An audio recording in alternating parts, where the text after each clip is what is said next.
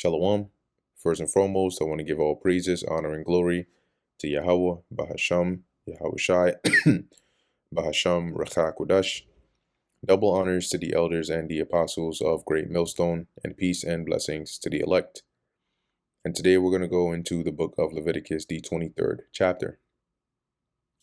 And the Lord Yahweh spake unto Moses, saying, Speak unto the children of Israel, and say unto them, concerning the feasts of the Lord Yahweh, which ye shall proclaim to be holy convocations, right, holy gatherings or assemblies, even these are my feasts. 6 days shall work be done, but the seventh day is the Sabbath of rest, and holy convocation. Ye shall do no work therein. It is the Sabbath of the Lord Yahweh in all your dwellings.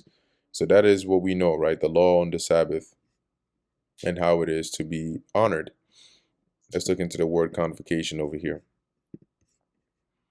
Makorah, right? Convocation, a calling together, a sacred assembly, right? A reading, which requires, in this case, a gathering. Verse 4, these are the feasts of the Lord Yahweh, even holy convocations, which ye shall proclaim in their seasons. In the 14th day of the first month at even is the Lord's Passover. And on the 15th day of the same month is the feast of unleavened bread unto the Lord. That's one and the same, right? The 14th day at even begins the 15th day. So the first day of the Passover is also the first day of the feast of unleavened bread. 7 days ye must eat unleavened bread. In the first day ye shall have an holy convocation. Ye shall do no servile work therein, because it's also technically a Sabbath, right? The Sabbath is when the new moon comes in, 7 days after that, and then 7 days after that, right? So that would give you the 14th day is a Sabbath. Hence, as it says, you're going to have a holy convocation. You shall do no servile work therein. Servile work is like, labor, physical labor. But ye shall offer an offering made by fire unto the Lord Yahweh 7 days. In the 7th day is an holy convocation. Ye shall do no servile work therein. So really, those 7 days we're supposed to be offering to the Lord. But once again, right, the times where we rehearse the righteous acts now, right, because the times we're in are different. We don't have access to this, and it's not by the perfection of the law that we're going to be delivered, but just for the knowledge of it. Verse 9, and the Lord Yahweh spake unto Moses, saying, Speak unto the children of Israel, and say unto them, when ye be come into the land which I give unto you, and shall reap the harvest thereof, then ye shall bring a sheaf of the first fruits, which is a certain amount, a measurement of your first fruits of your harvest unto the priest. And he shall wave the sheaf before the Lord to be accepted for you. So he's going to actually, have that sheaf of the fruit, the first fruits, your crops, and wave it before the Lord as an offering for it to be accepted for you. On the morrow after the Sabbath, the priest shall wave it. So you have your feast of unleavened bread, right? Starting the 14th day at even. It goes for a week, right? And ends on a Sabbath, right? That's 7 days after that. The day after the Sabbath, okay, as it says, the priest shall wave it, and ye shall offer that day, when ye wave the sheaf, an he lamb without blemish of the first year, for a burnt offering unto the Lord Yahweh. And the meat offering thereof shall be 2/10 deals of fine flour mingled with oil. So you're going to mix that. An offering made by fire unto the Lord Yahweh for a sweet savor.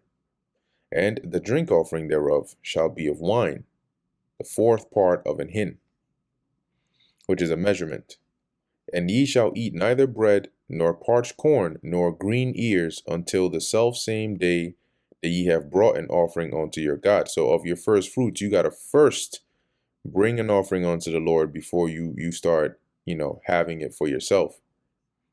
It shall be a statute forever throughout your generations in all your dwellings. And ye shall count unto you from the morrow after the Sabbath From the day that ye brought the sheaf of the wave offering, 7 Sabbaths shall be complete. So you're going to count 49 days from, right, starting from the the day after that Sabbath, right? The day where you brought that sheaf for an offering. And that's going to be basically 50 days from the end of the Passover. Okay? So that's 7 Sabbaths, right? Because a Sabbath is from one Sabbath to another is a week. So 7 Sabbaths is 7 weeks, which is 49 days. Even onto the morrow after the seventh, even unto the morrow after the 7th Sabbath shall ye number 50 days, and ye shall offer a new meat offering unto the Lord Yahweh. So when you count 49 days, let me pull up another translation here. 49 days from the day after the Sabbath, right? 49 days from the day you came to offer your sheaf offering of your first fruits. 49 days from then plus another one would make it 50 days, right? So as it says here in the NKJV, count 50 days to the day after the 7th Sabbath. Then you shall offer a new grain offering. So you have 49 days from the day you brought that sheaf offering, right? And then it says here, even on to the morrow. So then you would add one more day after that, which would give you that 50 days. And that's when you're going to offer a new meat offering unto the Lord. NLT says, keep counting until the day after the 7th Sabbath. So if the 7th Sabbath is 49 days, the day after would be 50 days. As it says, 50 days later, then present an offering of new grain to the Lord. And I believe that is also what is also known as the Pentecost. Okay. It says, ye shall bring out of your habitations, or the feast of first fruits, right? Also known as the Pentecost. Let's see what we have here. Yeah, or feast of weeks, as it says in Exodus 34 and 22. And thou shalt observe the feast of weeks of the first fruits of wheat harvest, and the feast of ingathering at the year's end. So we're dealing here with the feast of weeks, which is what you would number basically 50 days after the Passover. It says here,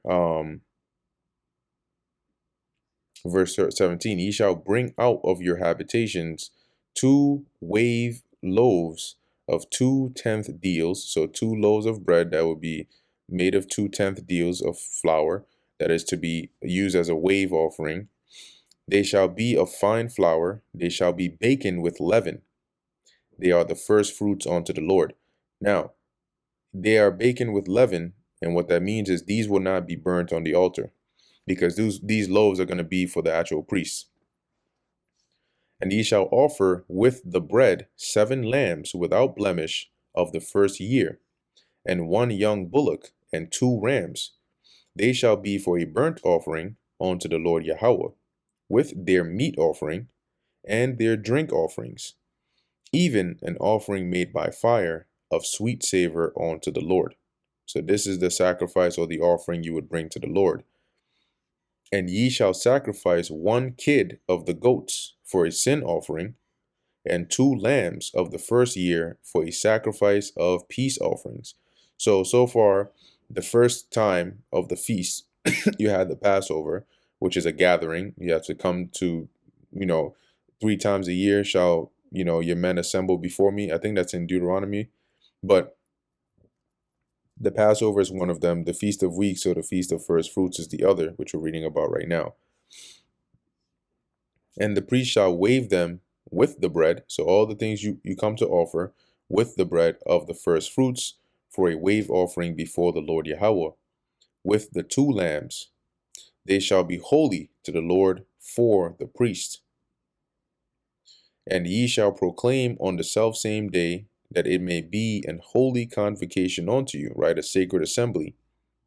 Ye shall do no servile work therein. It shall be a statute forever in all your dwellings throughout your generations.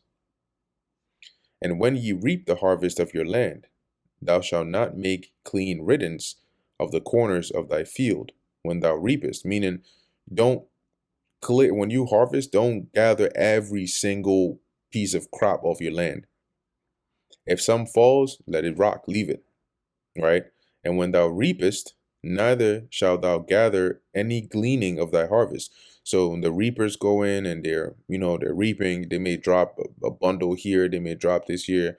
You just leave that. All right. And that's going to be for, as it says, thou shalt leave them unto the poor and to the stranger. I am the Lord Yahweh.